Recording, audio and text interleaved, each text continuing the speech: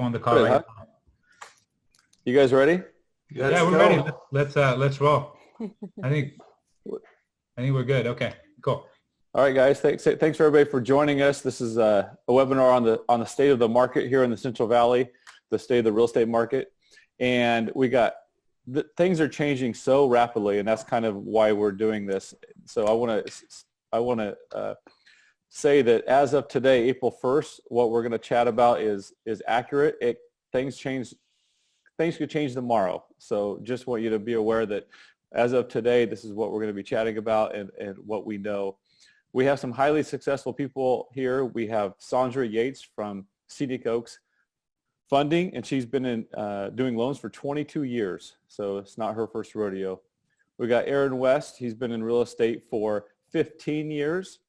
And we have Daniel and Andy Del Real, and Daniel's been in the market for 16 years and Andy for 14 years. And between them, they've sold around 400 homes in the last 12 months. So we got some highly successful people. And I purposely waited on Daniel and Andy because they're the ones who kind of spearheaded this and wanted to do a webinar to educate and to inform you all of what they're seeing, and brought in Aaron and Sondra. And so we're really excited. We got some great minds, and Daniel is going to kick it off talking about what he's seeing in the current marketplace and has some cool graphs to go over with you. Daniel? All right. Hey, can everybody hear me? Mm-hmm.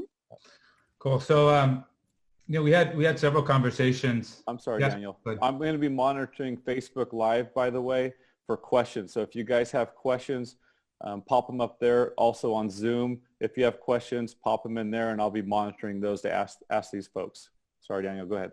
All right. So I think the big thing that we've been talking about the last couple of weeks is just the current state of the market. So give me a quick second. Let me mute my phone here. So and I wanted to address that first before we start the whole question and answer thing. We've been answering a lot of questions for our clients and kind of dealing with a lot of the turbulence that's kind of come through the real estate market through just simply through COVID-19. We wanted to start off with initially check what's the current state and health of the market. How do we look like right now? Because that's a big question we're getting from a lot of sellers, buyers, or just agents, or a lot of the conversations we're having, agents are having with one another. How does the market look like? So I wanted to talk about that, and I wanted to show everybody and share everybody some graphs. And then just open it up for questions. So let's go ahead and do that right now. So I'm going to share my screen. So let me know if you could actually see the screen share. So initially you're going to see, here you go. Let's do this here. All right. Can everybody see this? Mm-hmm. Okay. So the big question we're getting is what's the current state of the market? So what you guys are seeing right here is the trends graphic report. So these are the trends and numbers through the real list. So the metro list, all the sales that we do in Stanislaus, San Joaquin County are tracked through this here. So that's exactly what you're seeing right here. So you're going to see homes that are for sale. If you see the mouse hovering around this lighter green graph, and you'll notice the inventory levels, the amount of properties that have sold, and the pending trend. And you notice the current state of the market and the pressure that a lot of buyers have been seeing and the activity that a lot of the sellers have been seeing is that it's been a seller's market for some time now. And you could see that by the confirmation of that by seeing the trend of the amount of homes on the market actually drop down. Currently, we have 505 homes on the market in Stanislaus County, and which was confirmed even last month. I think we had the exact same amount of homes in January than we did in February. We're waiting to see how many homes in March. Those numbers aren't out yet. And if you see San Joaquin County, you see basically a mirror match. You see inventories dropping down where it's at 779. So let me go back to, let me see here. So then if we go back to the big question that people are saying, hey, what's going on with the current state of the market? Is it 2008? We hear a lot of 2008. Is this 2008? Is this going to be a housing crash? People are freaking out, the market's down, 30%, in Wall Street, and they're concerned with what's going to happen with our real estate market. And even though we can't predict the future, but what we can do is actually just look at what the current state is right now and just make as best decisions with real data right now and know that it could change daily. We all know what 2008 looked like. Like we know what it felt like. Like if you were in the business in '08, or if you were buying or selling a house, or if you had a parent, if you know, older in age, you know what 2008 felt like. It was really, really bad, you know. Now, even though we know how it felt like, I want to show you guys what it actually looked like. So if you go down here in the real trend graphic, you'll see this. I could go back all the way to 2008. And so the real crash initiated in 2006, but the real crash of the stock market was in September, October. So if we look back to those numbers right now, which you see, say we go from, here, let's see, August through September. So the numbers are from June 2007 to September of. So if I show the charts here, you'll see, give me a second here, I got something that popped up on my screen. Can you guys see this chart right here? Mm-hmm. Can you see the chart? Yeah, okay. Something's going on with your audio, Daniel. See where the inventory levels were in 2008. So the 2008 was a housing-led crash. So that the economy came down on itself because mostly it was led by housing.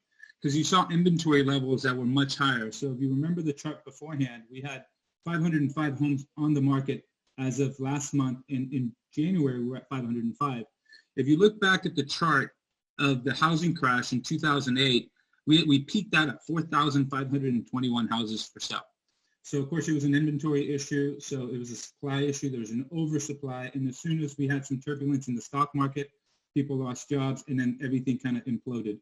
But it was a housing-led crash and bubble. So what you see here is you see more of a you see a bigger change in the actual amount of homes that are for sale. So 4,521 compared to, let's go back to San Joaquin County, and you'll see the same numbers here. You see 6,117 was their peak.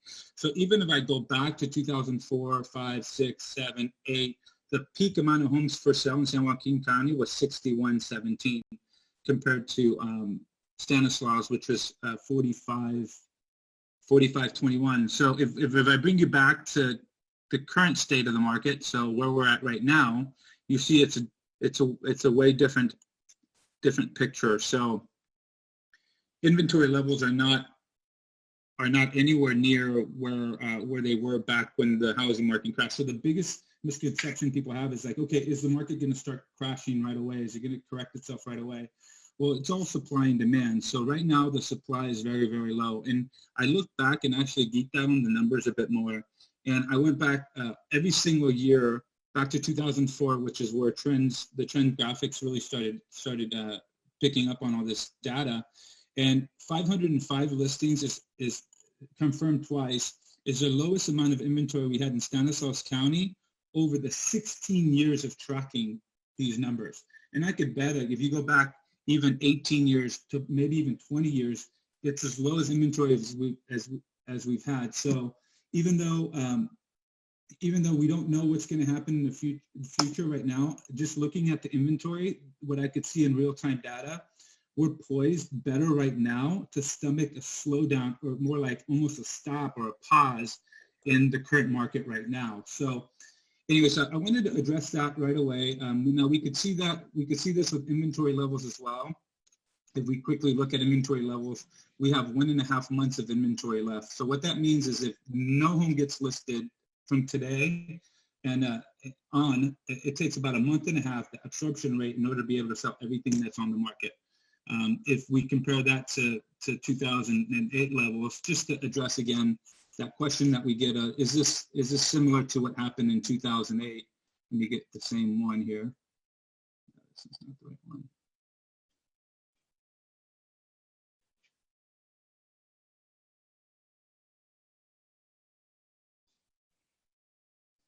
Okay.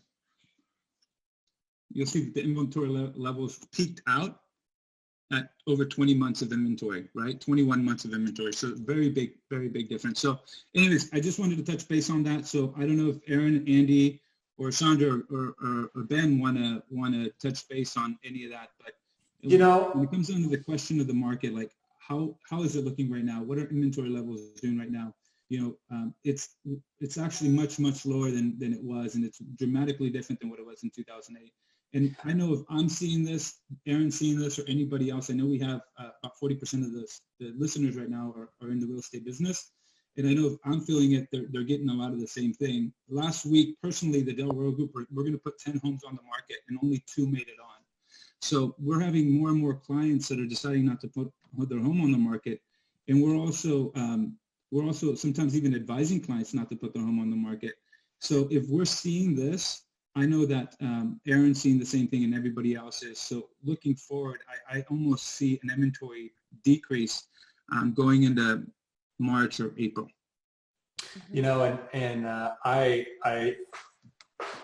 I'll stop sharing my screen here, Aaron, and if anybody else wants to say anything about that.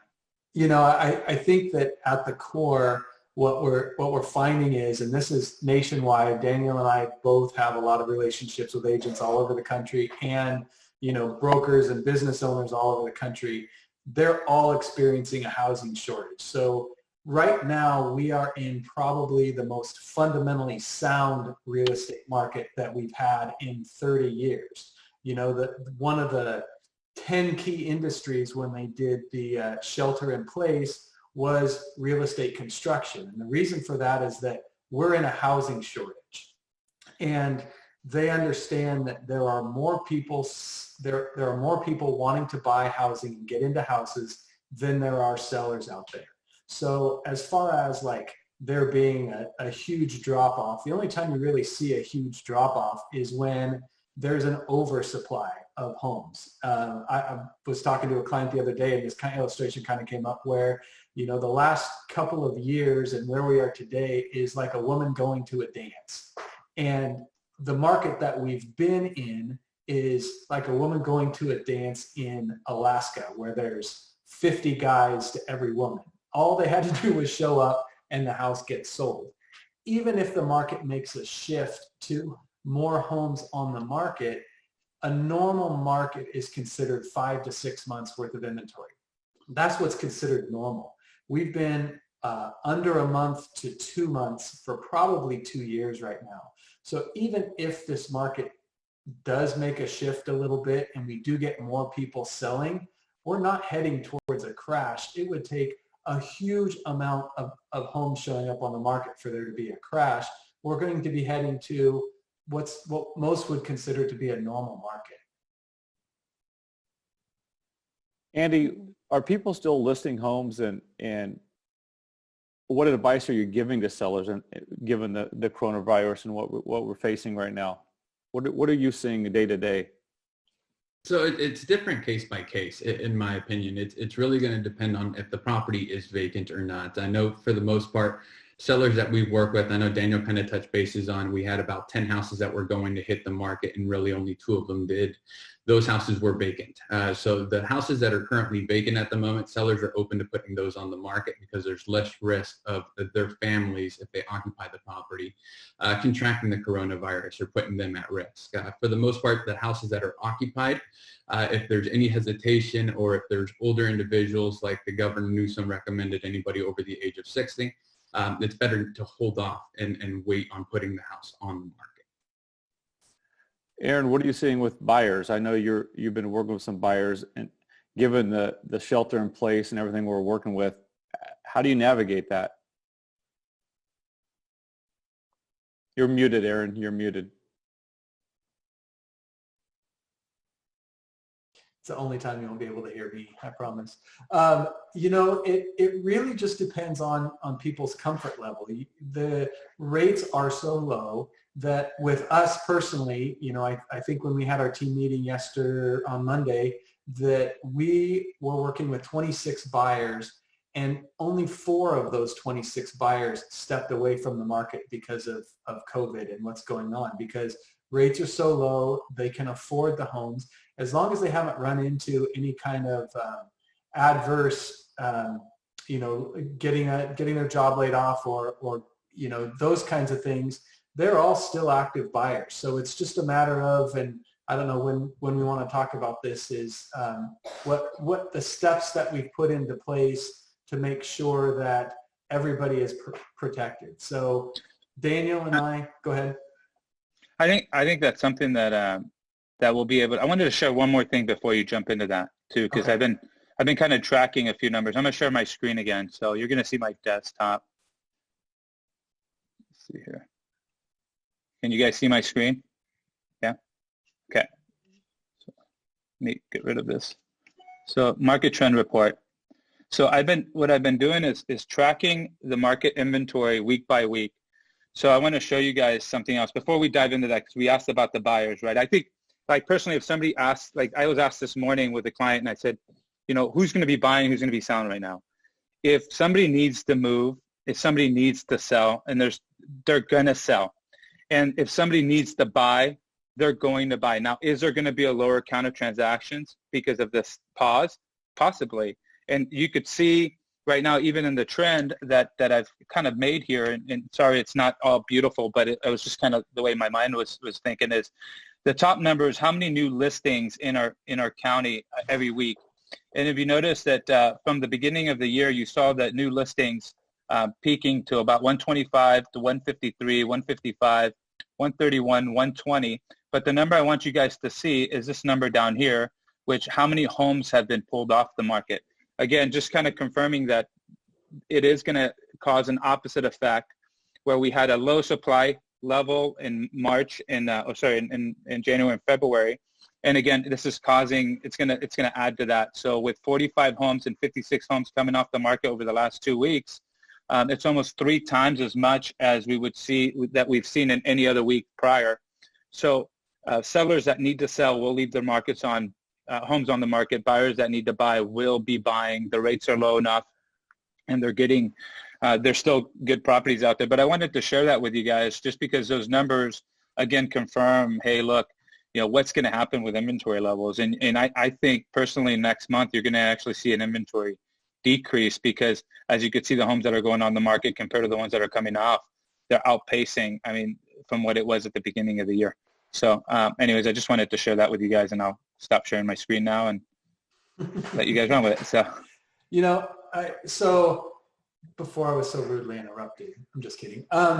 You know, one of the things that we as real estate agents have to do is we have to figure out how to do real estate safely, and not safely, and making sure that both the buyers and the sellers are all protected. Because at the end of the day, that's more important than anything else. So Daniel and I and Andy have been working together to put together a plan that's as comprehensive as we can make it to try and idiot-proof showing houses and seeing houses. So I'm going to talk about the showing process. Now, there's a lot that's been going on with virtual showings. I know Daniel's team does an amazing job with their virtual walkthrough. Well, we use what's called a Matterport camera, so you're able to get a 3D walkthrough of the property. If you go to either one of our websites or our, you know, and to see the homes that we have listed, you can kind of get a feel for what that looks like, so that people can get as close to walking through the house without actually walking through the house. But the reality is that most buyers want to walk through a house before they write an offer on it.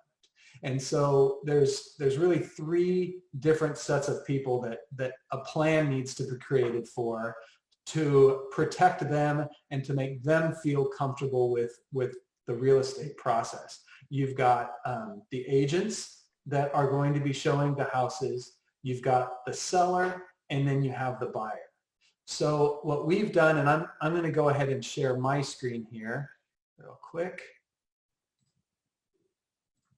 is working with PMZ. PMZ has come up with a safety guideline. And so every one of our listings, you know, when you're doing the view of the pictures, this is one of the pictures that we put up there, is a guideline for everybody to see of what is a safe way, or as safe a way as possible, to make sure that when you're looking at home or looking at a home or showing a home, these are good guidelines to go by. What we have done at the West Experience and then the Del Real Group is, instead of this, which is really important, we've actually put together checklists that we are giving and putting out for each one of those three groups. So the first group is the agent. So when an agent goes to look at a property, or when he finds the property on the MLS, he goes in, there's what's called showing instructions to it. And then there's also agent only remarks, and then places that we can put information like disclosures or those kinds of things. So what we're doing is, instead of putting the agent in touch with the sellers, we're having them reach out to us. So it's appointment with agent only. And then in that guideline, it says see attached documents. And then, and this is the safety guidelines that we have for agents. So what we're requiring them to do is to print this out or put it digitally, show us, put the address down, put the date and time that they're going to be showing the property, their name, and then their signature, so that they understand that these are the expectations for them and their clients before they enter into any of our clients' homes. Now, the California Association of Realtors has also put out some guidelines and some disclosures. So one of them is called the Corona Property Entry Advisory and Declaration. And basically what that's saying is that there's a safe way to do it, and that you acknowledge that we're doing this in an environment that is not 100% controlled the way that it was before, all of the COVID started to happen. So they check through that to make sure that we know that they know the expectations of them. Then for our sellers, what we have set up is if the house is occupied, we have a checklist. And by the way, all of these things, I have them branded with the West Experience. I know Daniel has his branded with his. This is something that we're sharing with everybody. So if you are an agent listening to this, we have unbranded versions of this that we are more than happy to put out to you guys to share. So if these systems make sense for you, it's something that we're implementing and that we're happy to share with you guys. So what we're asking our sellers to do is to create an environment and make their home as user-friendly and as showing-friendly as possible with the absolute minimum amount of contact. So opening blinds, leaving the cabinet doors, closet doors and other spaces open, turn on all the lights, and then tape their lights on so that no one's tempted to walk in and turn them off. Disinfect all of your high-touch areas, have sanitizers, disinfectant wipes. If they're ill, not to show the house. So if they're not feeling good, we're just shutting off all showings and not putting anybody in a position where they might be compromised. And then letting them know that when the home is being shown, we'd like them to leave beforehand. Go for a walk, get in their car, go for a drive, hang out until the buyers have walked through the property. And then for what we're doing so that the buyer feels comfortable and the buyer knows what's going on, we're having them post this on the door, their front door when they leave. It says, this home has been sanitized for the clients of whatever the agent's name is, so they know that specifically that house was cleaned for them at the date and at the time that they leave. So they're letting the buyers know that everything has been wiped down. Please don't touch anything, and that the seller will address all of everything when the seller returns. And then again, out of common courtesy, asking if anyone in the party doesn't feel well to reschedule the showing. So CAR has come out with guidelines as well, and they actually need to be updated because they just came out last night that Daniel and I were reading this afternoon, is that no more than 3 people in a house at any given time. So the agent and then 2 buyers can walk through the house.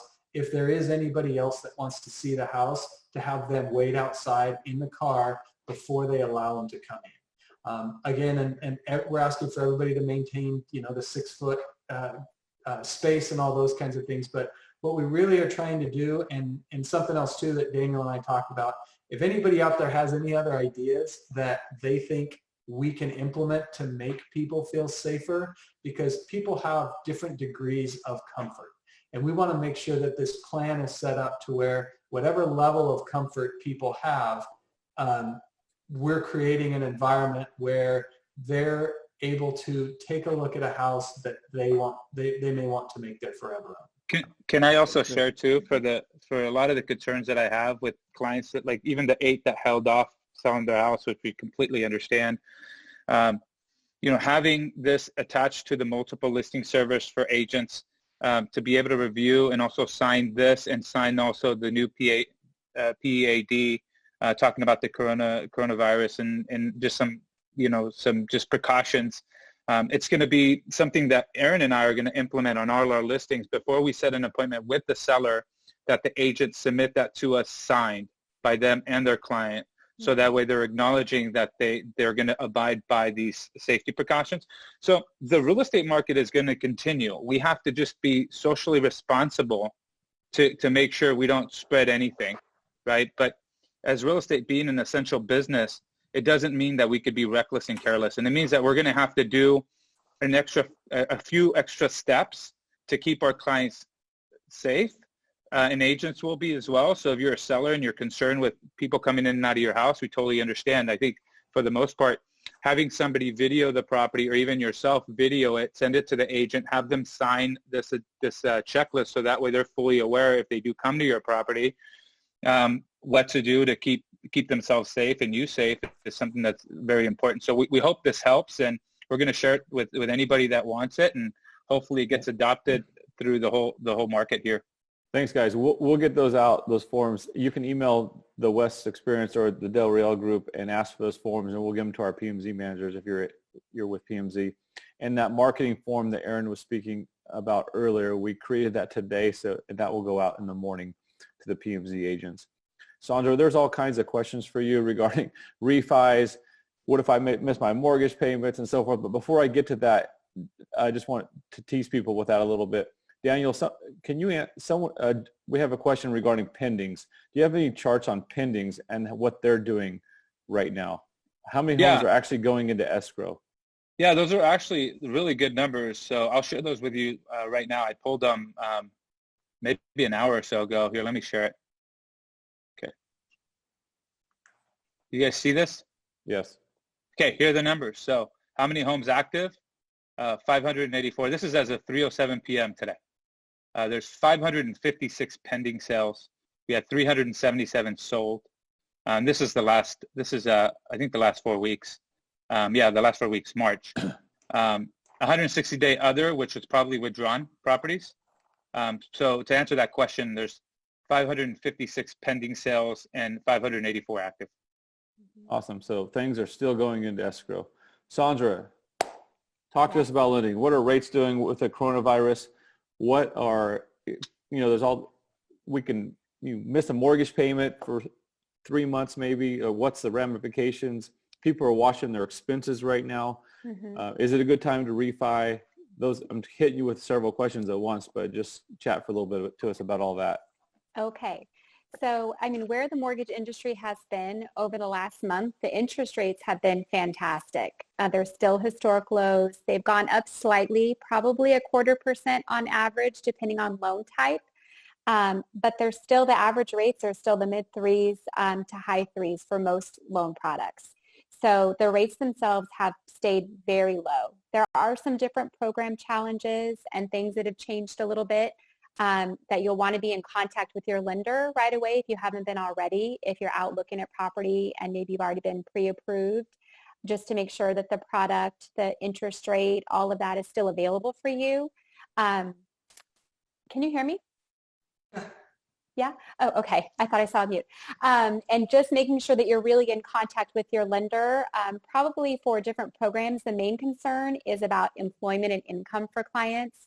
So there's extra verifications that have to be done. The lender has to make sure that your job or your hours haven't been impacted by the virus. If you are on a leave, we actually still, with different ramifications on program requirements, can still use income if we have a return date. So the lenders are really doing their best to make sure that clients that are in escrow with a loan can get that closed. But each individual situation is definitely determined, as far as like the guidelines. The other thing is we're all very aware that there are a lot of people that immediately felt the impact economically from the illness. If you're in restaurant or different businesses, I have, some clients that are in dental care and the offices are all shut down. So those rules that are in place right now, depending on your servicer, the company that you're making the payment to, they have provisions and additional guidelines that can allow for a 3 to 6 month payment forgiveness type of situation where that payment then gets added on to the end of your loan. So it's not like you're missing a payment and you don't have to pay it. But for people that are really feeling the hardship already in economics or your job or you've been laid off, the first thing you would want to do is get in contact with the lender, the one that you have you're making your payments to. The flip side is for those that maybe you're not feeling like your income's been impacted, but you want to look at maybe lowering your payment. We have a lot of clients that come in that haven't done a mortgage checkup or review in 2, 3, 4 years. Maybe the rate you got at the time was higher than what the rate is now, or maybe you had to have mortgage insurance on your loan because your home value didn't have the extra equity in there. So if you haven't re-examined your mortgage and your employment and income isn't impacted, it's a great time to just do, a free mortgage checkup and see if there's anything that you can do as you're adjusting your budget to maybe reduce your monthly payment as well. Awesome. Sondra, what are you seeing in, because I've heard and I've experienced as well that there are some products that are just kind of going away.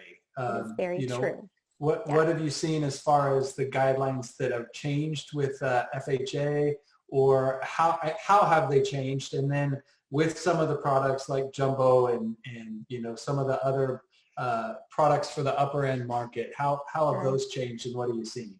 Yeah, so it's definitely the most challenging time in that industry. So what's happened without like a higher, level review to not get too complicated, but some of the markets that aren't secured with standard financing types like Jumbo, which means your loan amount is above a certain guideline, so they're not backed by the government, like other loan types are, almost overnight in a 48-hour window, we saw that market all but dry up.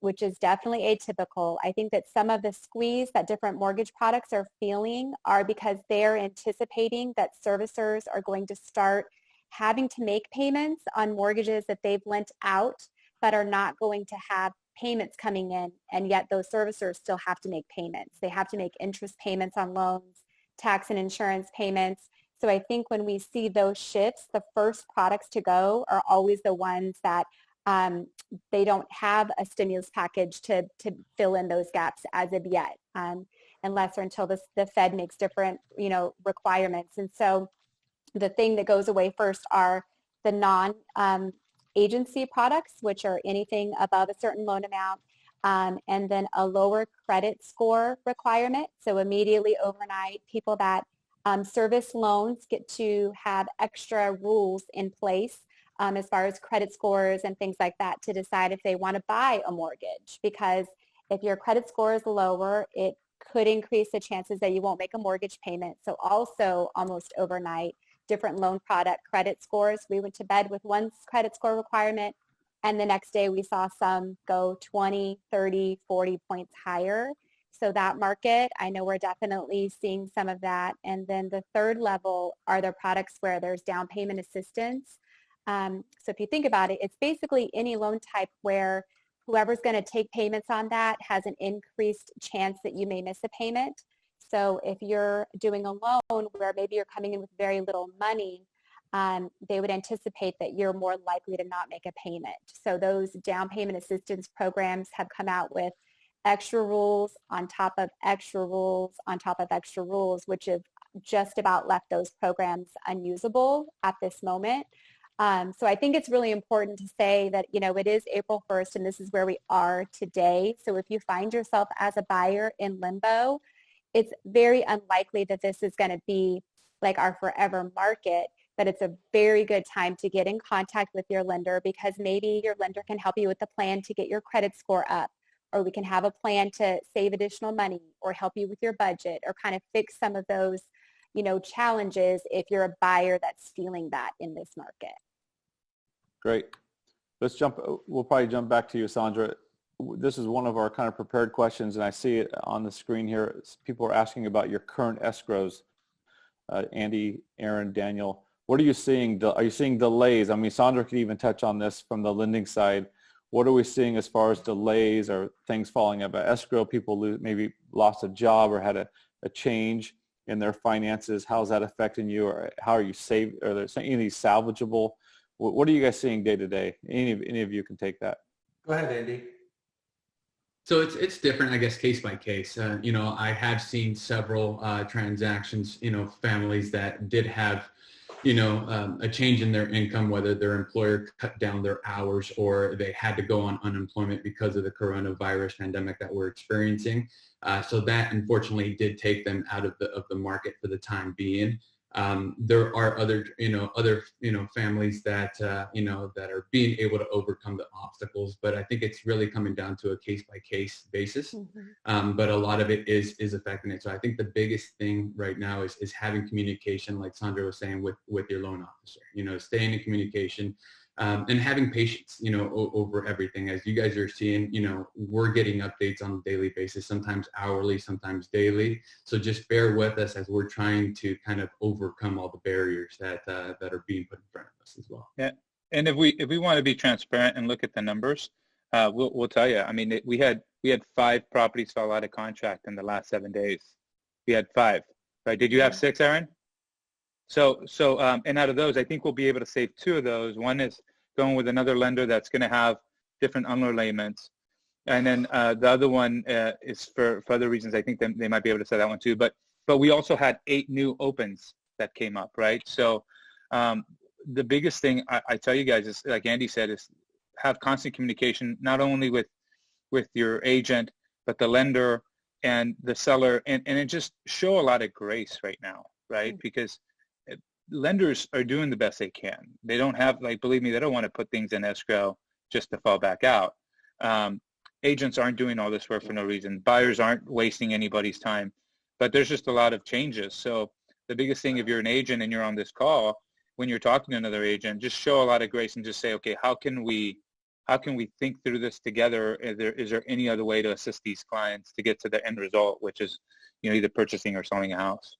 And to me, I kind of want to step back and take a little bit more of a global view of this. I think, and I'm sure everybody on the panel would agree, that the majority of cases that we have of people falling out, and there may be reasons, but it's fear. That's the reason that they're falling out of escrow, is because they just, when you don't have information, you go to fear.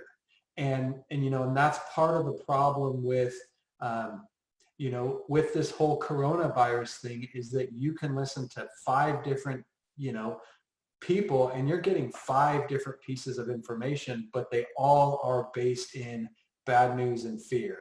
And so a lot of what we've been dealing with when people come to us and want to cancel, everybody gets grace, because at the end of the day, it's whatever is right for them is right for them. But a lot of times they just don't have the information, or they haven't looked at it from a global perspective, because, we all live in our own little bubble of what our world looks like. And when someone pops that bubble or someone shakes it, if you don't have any outside perspective, that is the end of the world.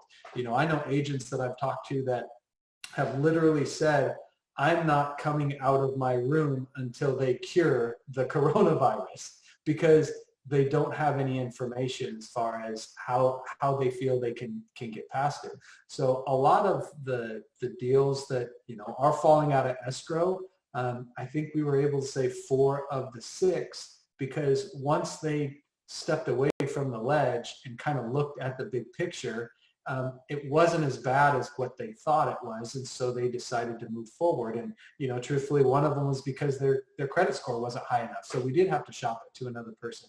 But that's the thing that I'm seeing, and I'm sure all of these other guys are seeing as well, just nationwide in the real estate market and everywhere, is that because nobody has any statistics, Daniel showed statistics, that gives you a little bit of peace of mind, because that it's not like 2008, right?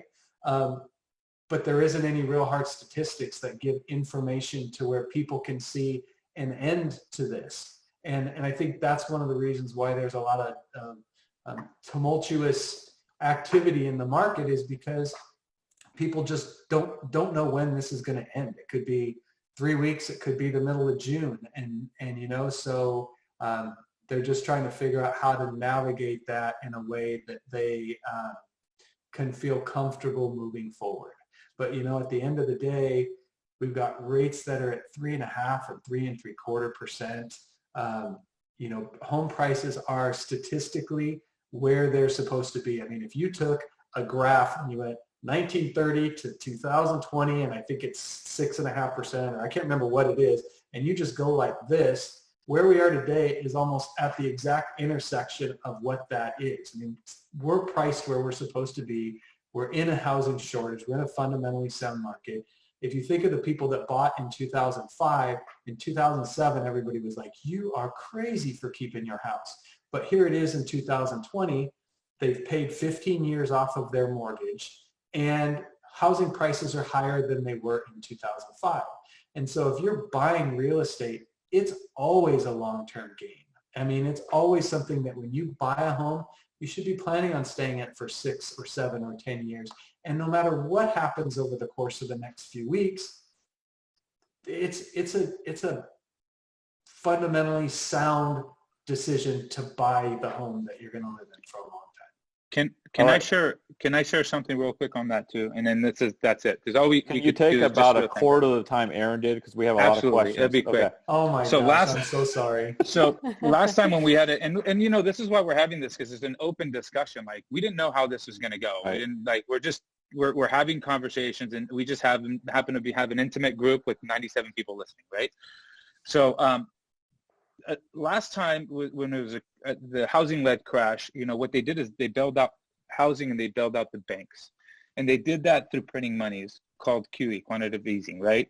And they put $4 to $5 trillion into this market.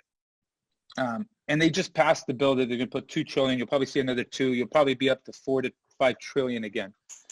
That's reality, right? That happened in 2008, right? And that's happening now.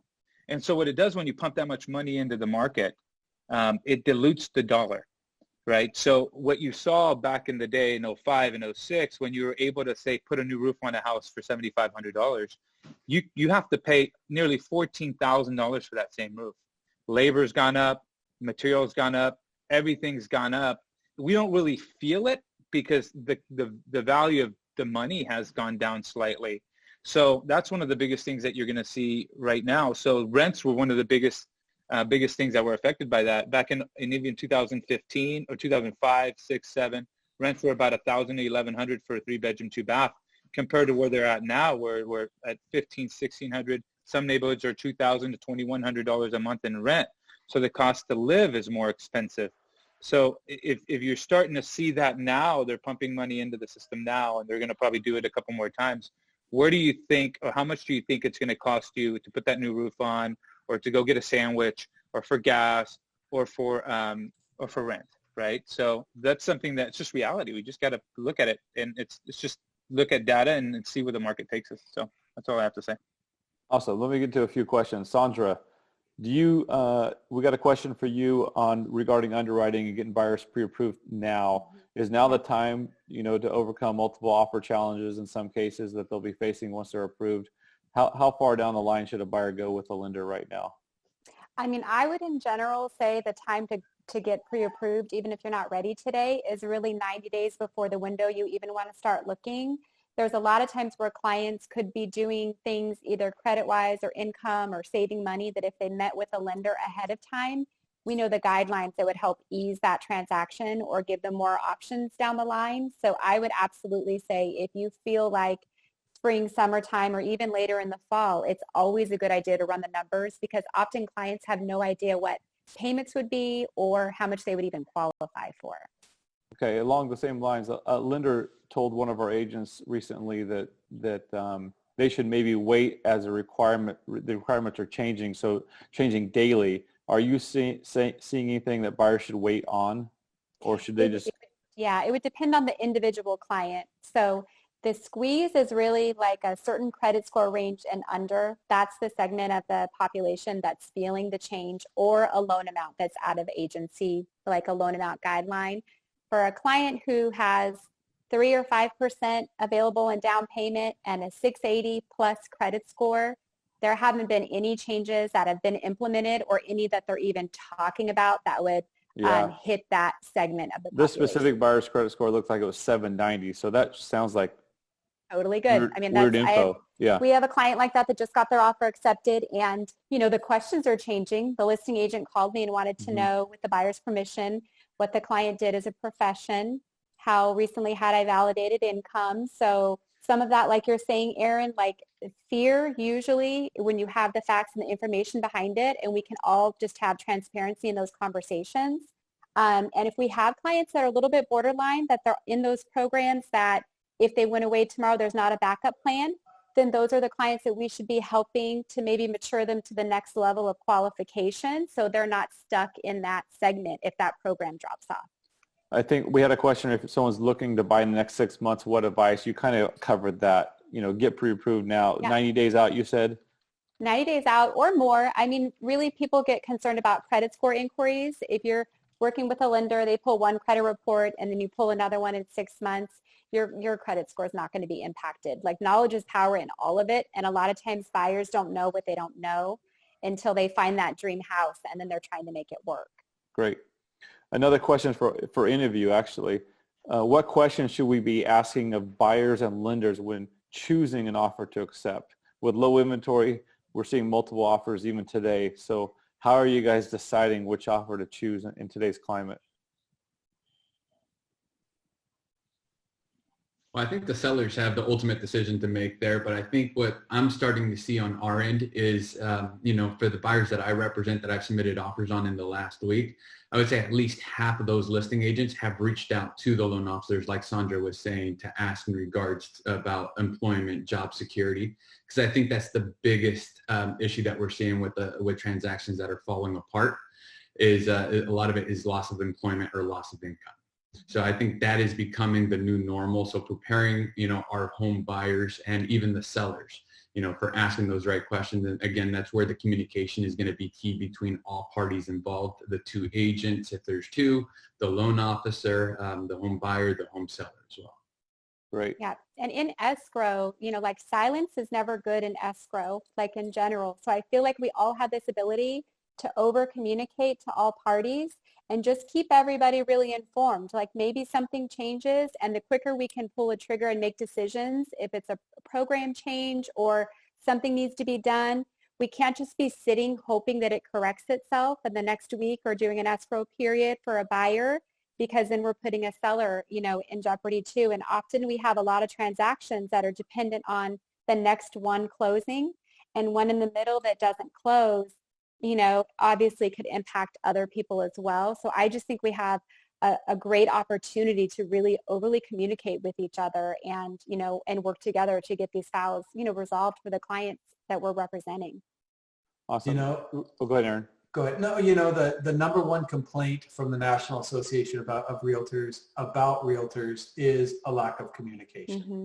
It always every year, it always has been, it always will be. And it's the one thing that, creates relationships, helps your clients get their offer accepted. It's communication. And so when we're looking at an offer that's coming in, if the agent reached out to us before they wrote the offer, if the agent followed up to make sure we got the offer, if the agent told us about their clients or sent us the information on their lender, I mean, those are all things that show that that's a professional on the other side. And so it's all about communication, and the more communicative the people are on both ends of it, the smoother it goes. And so that certainly is a factor, and I'm sure Daniel and his team too, that the buyer has a big deal part of it, but the confidence we have in the buyer a lot of times depends on the professionalism of the agent that's representing the buyer too. So I mean, it's everything at this point. It's not just, oh, that's a great buyer. It's like, okay, how do we know that's a great buyer? Because the agent is a great agent, and that agent's not going to represent someone who's not a great buyer. And so there's a whole lot of factors that go into that when we see an offer. We have a question from a potential seller who's looking to upsize, and with inventory being so low, is it smart to put my home on the market now they're fairly picky in what they're looking for, it sounds like, and they're worried if we put the house on the market today, it might be hard to find a replacement property. Somebody want to talk about the contingent on replacement property options for this gentleman? Go ahead, Daniel. The beauty about a contingency sale is they're contingent, so you marry them together. So we do a ton of them. And we tell the client, the goal is for you not to be homeless and not to own two houses, right? So the way that you would, and you talk to your agent about that, but the way that you do it is you know, putting your home on the market, and if you do get a buyer for it, then you have the buyer wait until you find a suitable replacement home. You ask for 30 days. If you can't find a home in 30 days, then you readdress it with them. So if you can't find a replacement home, you could always say, you know what, I'm just not going to do it and take a step back. So that's the beauty about the contingent sales is, as a seller, you're especially if you're putting the home on the market first, you're in full control of that whole situation. It's actually an ideal time to do that, really, because you get a buyer locked in for your home and go home shopping. A lot of people are doing it the other way around. They go looking for a home, and they're writing an offer contingent on them selling their home. They're doing it backwards. So it's much wiser to get your home on the market first. You're not going to be homeless if it's done right. Make it contingent on you finding a replacement property, as Daniel just said, and you'll be covered. There's two ways to do it. Go ahead. It's a reactive way and a proactive way. So the reactive way is that, okay, you fall in love with the house and then you try to negotiate with that seller, and you're negotiating in a position of not a lot of power because you don't have your home up for sale yet. You're like, hey, can you accept my offer? But I want to sell my house. And they're like, well, I'm going to take my home off the market to give you an opportunity. So they put contingencies in place to make you rush everything. When you get an offer from a buyer, you might not negotiate it the right way, like even the amount of days of possession, delivery possession, or rent back, so you don't have to move twice.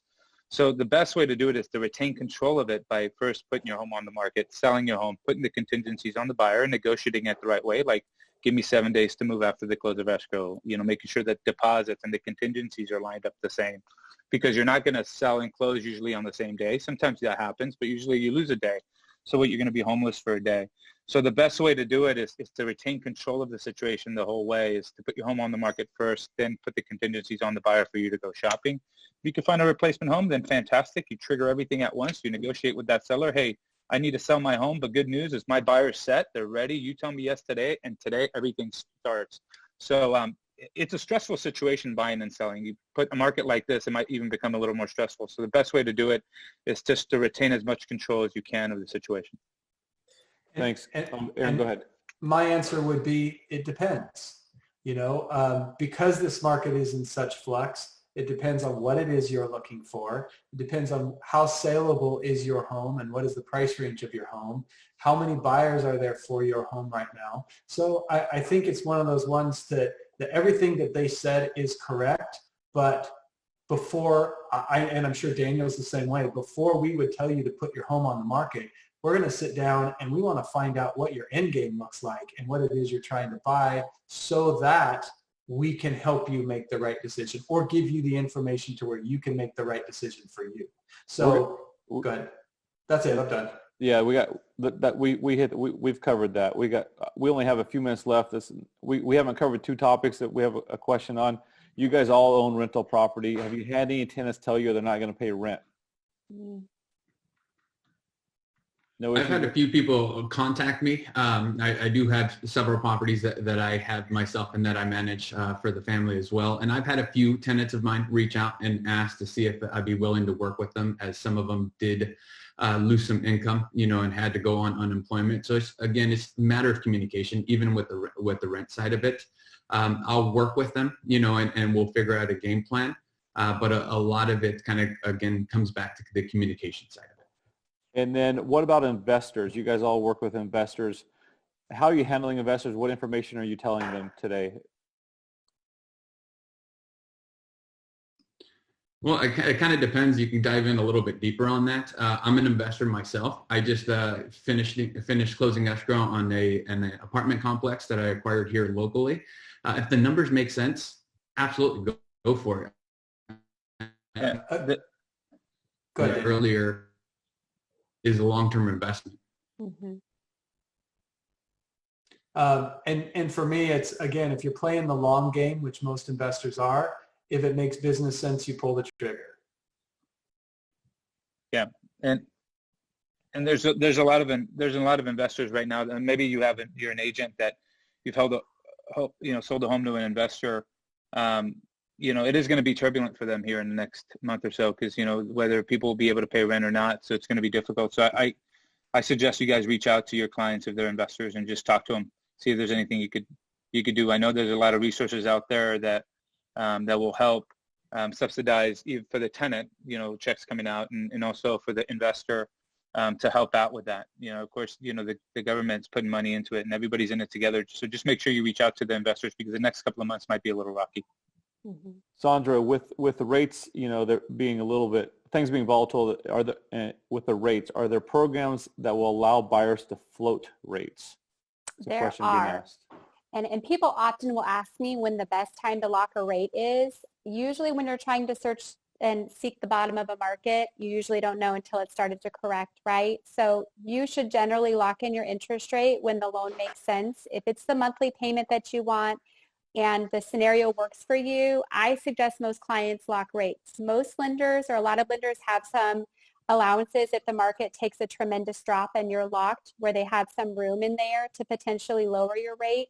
So for most clients, I would tell them that if the loan and the rate look like it's favorable to you and it makes sense, I recommend locking it in, of course. Make sure you've done your due diligence and make sure the lenders run the calculations for you, that's enough savings and how much you're paying for that savings. But trying to float a rate, especially in a market that moves even sometimes within the same day, 3 or 4 market rate changes we've seen recently, the best time to lock it in is when that payment and that loan makes sense for you.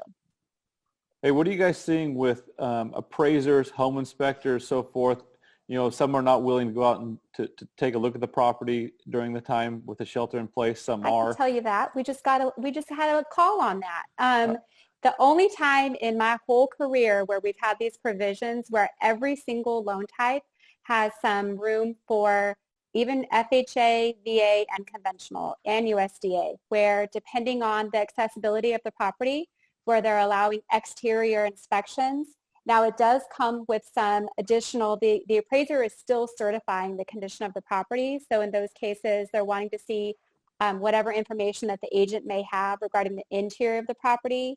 For VA, for example, the agents are certifying that there's no termite and just some different verbiage that they're wanting, from the agent's perspective. So even loan types themselves being very aware of the spread of the virus and wanting to be aware and protecting the seller, the agents, and the appraisers themselves have a whole lot more latitude, the most I've ever seen as far as inspections. How about appraisals? Are you guys having any appraisal issues today? And how, if so, how are you negotiating those? You mean home values? Yeah, I haven't had that many. Daniel, do you? We get them all the time. So that's just part of the market where, sellers, whenever there's that low of inventory, if you go back to the beginning of our state of the market, when you got that low of inventory, people are pushing market. So yeah, we fight for every buck. At this point, when we're dealing with sellers, you fight for every dollar right now. Appraisers they're in a very difficult position, right? They were through this, through the HVCC and the regulations. Now they have to answer to an underwriter. They have to bracket everything through Fannie and Freddie and all that as well. So it's just appraisal issues have been an issue with us for the last 5 years, really, since inventory dropped and it became a seller's market. The big thing with that is you solve it by talking. So you guys, you talk with the agent, you talk with the buyer, you talk with the seller, and you kind of find a way to meet in the middle or just make some kind of an agreement. And sometimes it works and it's great. And sometimes you put the home back on the market. Great. Regarding interior inspection, is there a form that will allow the buyers to recourse if the inspector is unable to get in the home? Not that is there, Daniel? Yeah, so the new COVID addendums that just came in allow that. So the COVID, if you want me to bring it up, I could bring it up on the screen right now. But the new COVID addendums allow for extensions if any delays from the seller and the buyer. So some of the concerns the buyers have is like, well, what happens? There's a lot of uncertainty in the middle of I can't get all my inspections in or my appraisal. Underwriters are behind because of the fact that people are starting to work from home. There's a lot of technical issues there. So that addendum that the Association of Realtors just came out with actually has a line item of that asking for extensions of inspections. I think what she was talking about was recourse after the house is closed. So if they accept the condition of the home, is there recourse for it? And I don't believe there is. We're always going to advise you to either hold off from closing if you're not comfortable with the condition of the home, or because if you move forward and close, it's your home. If they didn't disclose something to you that's a material fact, then that could be an issue, and that could be something where there could be recourse. But if they disclose everything that they are currently aware of and you move forward without doing the inspections, then it would be very hard for you to be able to get recourse on something like that. So was the question if she wasn't able to do inspections, or he or she wasn't able to do inspections because of the current situation? Yes, correct. And then closed escrow. And then they close escrow. Both those, you guys both, people have asked the question. You answered anyway, Daniel. So we covered both those things. We've been going at it for over an hour. You guys have some final nuggets to leave everybody. You want to start? One final thought. Aaron, why don't you start? Well, for all of us that are up here on the panel, I mean, Daniel, Andy, Sondra, myself, you, we've been through this before. It was different, but it's the same, right? We went through 2008 where I had 8 escrows going and 7 of them fell out in a day. So everything that we're navigating right now, one of my mentors says, principles don't change, tactics do, right? Our job is to serve our clients in whatever environment that we're giving in a way that we're looking out for their best interests. So our tactics are changing. That's why we're coming up with these systems.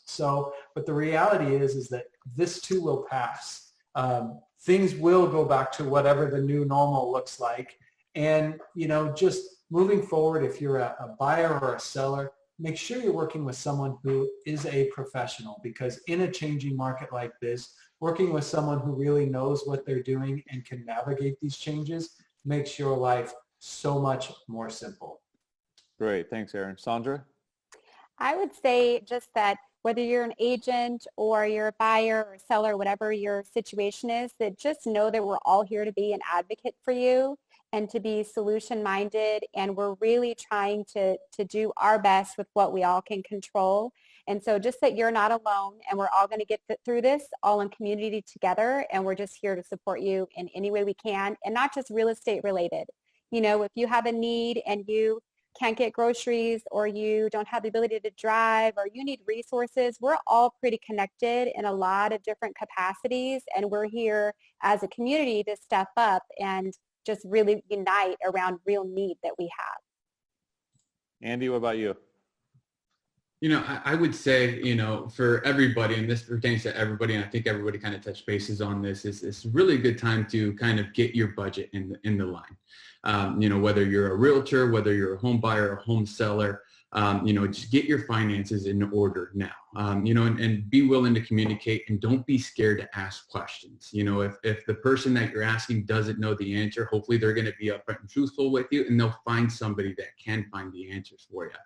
And don't let fear hold you back. For me, I always try to put a positive spin on things. And for me, fear is forget everything and run. And if you really think about it, that's what we tend to do when fear kicks in. It's our human instinct, our protective instincts that come in. So don't let fear hold you back, but take this time that you have during the shelter in place to really, get your budgets in line, get your budgets in order for your family. Great. Daniel? Well, we're doing this from home, right? So you guys are getting a quick view of what all our houses look like. So we're in this with you guys. There's big companies right now. I'll name a couple. Amazon is one, Google, Disney, Mattel, Harley, Facebook. You know what happened with all those homes? They were all started in a house. They're all started in a garage, right? So we're all stuck at home now. So I challenge you guys just to make magic happen while you're at home, right? And if it's not starting the next big company, but just start with making magic with your family and your kids. Find a way to just make a magical moment while you're at home. Don't let this time go to waste. Don't have any regrets about being at home with your kids right now. So, I'm at home. I'm trying to do as much as I can from home. I know everybody else is, but that's what I would leave everybody with. I have one more. Good. That's great. And before we leave, Erin Maria Estrada says thank you for accepting her offer last week. You're welcome, Maria. One more thing, and this is real quick, but we did this panel because this is something that there needs to be real information that's given out about the real estate market. All of us are really here to serve our community and the other agents that are out there. So if any of you have any questions for us, or you just want to talk to someone and talk you off of a ledge, I know Daniel, Andy, Sondra, myself, Ben even are all here for you. So even if you're an agent and you're stressed out, like, call. I mean, I've been on the phone with Aaron a ton this last 7 days. And he has talked me off the ledge so much. Thankfully, we all need it from home. Yeah. We all now have a couch in our offices. Since we're working from home. This is the new normal. Mm-hmm. Yeah. Hey, why don't you guys, each of you, real quick, give your email address and phone number in case anybody wants to reach out to you for the forms you talked about, listing, buying, just connecting with you however they want. Get pre-approved. Sondra, why don't you go? Go ahead. Let's do that. That's fine. Do that. Okay. You have another idea, Daniel, with it? Yeah, go ahead, Daniel. I was just going to say, just put it in the comments so that way people could, recordings that'll be recorded, put it in the comments. Yeah, perfect. Yeah. Yeah, that sounds too easy. That would probably be the best way to do it. And if you guys want to see another one, like this is, tomorrow everything might change, right? Yeah. So we're taking this day by day. Next week, it might be completely different. If you guys want to see us do this again, drop a comment, whether you're watching it at a watch party on Aaron's page, our page, PMZ's page, Sondra, or if you're watching right here, drop us a comment, and we'll do this again next Wednesday and just talk, real problems, real market. It's a new real. So we're trying to figure it out with you guys. We don't have all the answers, but we're doing the best we can. That's right. Thanks everyone for joining us today, and enjoy your evening. Have a great one. All right, guys. See ya. Okay, bye.